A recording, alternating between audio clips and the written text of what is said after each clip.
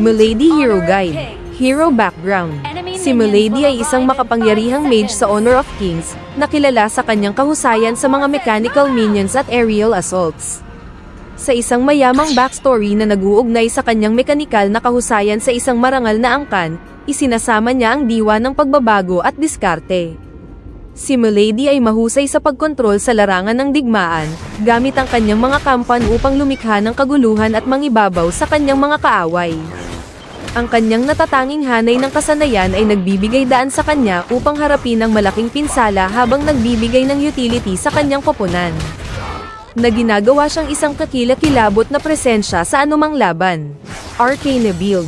1. Boots of Tranquility. Nagbibigay ng mobility at health regeneration, na nagpapahintulot kay Milady na gumala ng epektibo.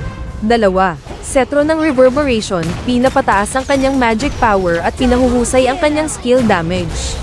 3. Mask of Agony. Pinapalakas ang kanyang damage output at nagbibigay ng lifesteal, na tumutulong sa kanyang makapanatili sa mga laban. 4. Twilight Stream.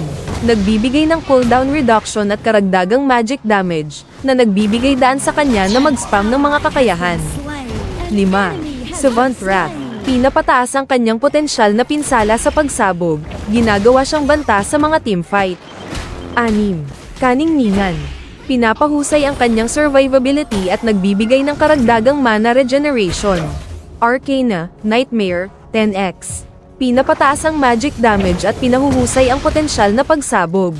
Hunt, 10x. Pinapalakas ang bilis ng paggalaw at tumutulong sa paghabol sa mga kaaway. Compassion, 10x. Nagbibigay ng karagdagang kalusugan at pinahuhusay ang kaligtasan. Mga kakayahan.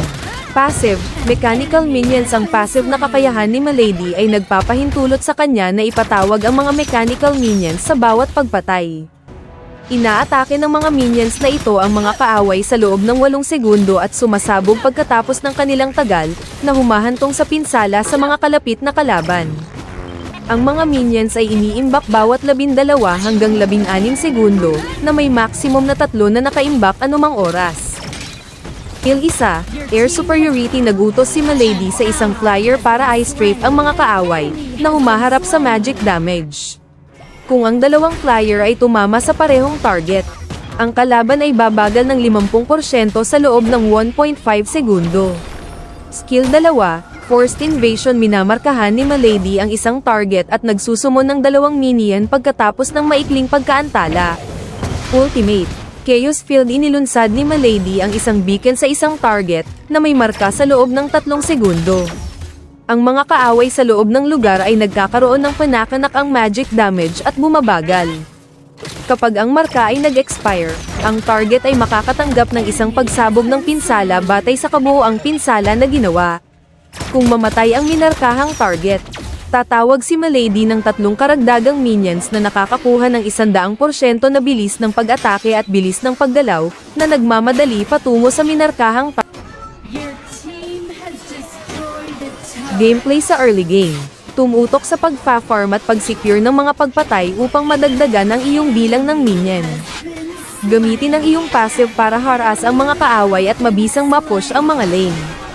Manatiling ligtas at iwasan ang mga agresibong trade hanggang sa makuha mo ang iyong ultimate. Mid-game gameplay. Simulan ng pagpapangkat sa iyong koponan at maghanap ng mga pagkakataon upang makisali sa mga laban sa koponan.